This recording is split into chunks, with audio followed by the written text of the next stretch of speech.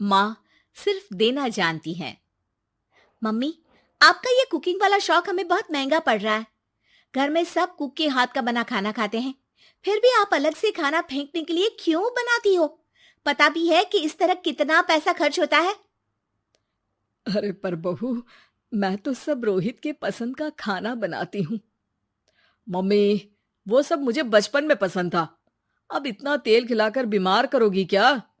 वैसे भी मैं पूरा समय कभी क्लाइंट तो कभी बॉस के साथ मीटिंग में रहता हूँ। इसलिए आप अपनी बर्बादी को मेरा नाम तो मत ही दीजिएगा।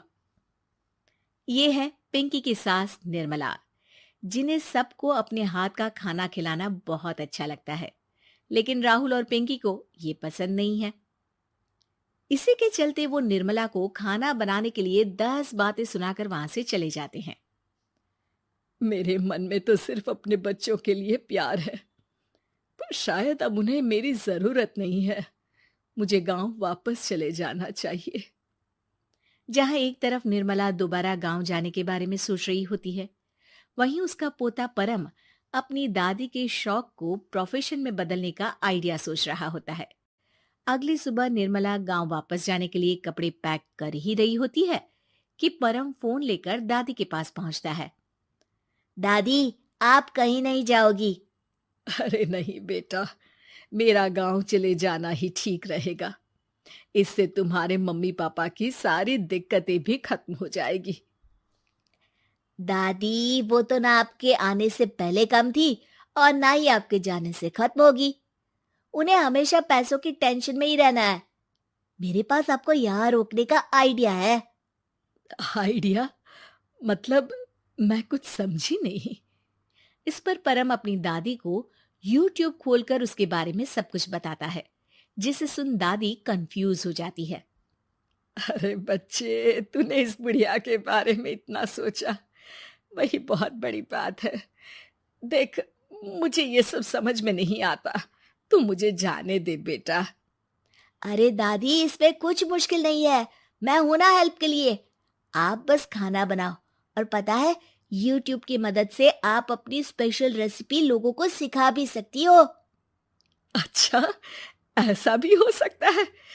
मतलब बस घर बैठे मैं दूसरे लोगों को सिखा दूंगी? सिर्फ कुछ लोगों को नहीं, पूरी दुनिया को सिखा सकती हो, और उसके लिए आपको सिखाने के पैसे भी मिलेंगे दादी। इस पर बहुत देर तक दादी को YouTube के बारे में समझाकर आखिर में परम उन्हें कन्विंस कर ही लेता है, जिसके बाद वो गांव जाने का प्लान कैंसिल कर YouTube चैनल शुरू कर देती हैं। हमने ये शुरू तो कर दिया, पर इससे कहीं रोहित और पिंकी को दिक्कत ना हो बेटा। दादी, वो आपके बारे में नहीं सोचते तो आप क्यों उनके बारे में इतना सोच रही हो? इसके बाद दादी पोता मिलकर खाने की वीडियो और साथ ही उनके ट्यूटोरियल की वीडियो बनाकर उन्हें YouTube चैनल पर अपलोड करने लगते हैं। सब खुशी से चल रहा होता है कि कुछ हफ्तों में ही पिंकी को इसकी खबर हो जाती है। हमारी पीठ पीछे घर में ये सब क्या चल रहा है? अरे मम्मी, आपको तो अपना टाइम पास करना है, पर उसमें मेरे बेटे का फ्यूचर क्यों खराब कर रही हो? पढ़ाई के टाइम आपके साथ किचन में लगा रहेगा तो फेल ही हो जाएगा ना। वैसे इस YouTube वाले के शौक के लिए आप जो फैंसी डिशेस बना रही हो, उसके पैसे कहाँ से आ रहे हैं? मम्मी, आपको हमेशा पैसों की चिंता ही क्यों लगी रहती है? और रही बात मेरी पढ़ाई की, तो आपसे ज्यादा दादी को उसकी चिंता है। इसीलिए मेरी पढ़ाई के बाद ही वो ये काम करती है। परम, अपनी मम्मी से बात करने का ये कौन सा तरीका है? और मम्मी ने पैसों के बारे में कुछ गलत तो नहीं पूछा? जब घर में हम दोनों कमाते हैं, तो ये पूछने का अधिकार तो है कि पैसे कहाँ इस्तेमाल हो रहा है। मम्मी का ये जानना जरूरी बनता है। पापा, आप अपनी मम्मी से कैसे बात करते हो, ये तो मैं देख ही रहा हूँ। तो आपके मुंह से ये बातें तो अच्छी नहीं लगती। और रही बात पैसों की, तो आप दोनों हर समय मुझसे दूर रहने की कंपेंसेशन में जो पॉकेट मनी देते हो ना, हम उसी से ये सब कर रहे हैं। इस पर परम अपनी दादी को लेकर वहां से चला जाता है, जिसके बाद पिंकी और रोहित YouTube चैनल बंद करवाने की बहुत कोशिश करते हैं, लेकिन परम ऐसा होने नहीं देता। इसी तरह महीने बीत जाते हैं। पर चैनल का कुछ खास ग्रोथ ना देखकर निर्मला निराश हो जाती है। हम इतनी मेहनत करते हैं, फिर भी आज तक मैं तेरा 1 रुपया भी वापस नहीं कर पाई।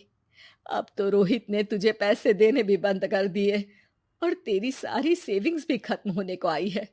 बेटा, मुझे लगता है कि हमें ये सब बंद कर देना चाहिए।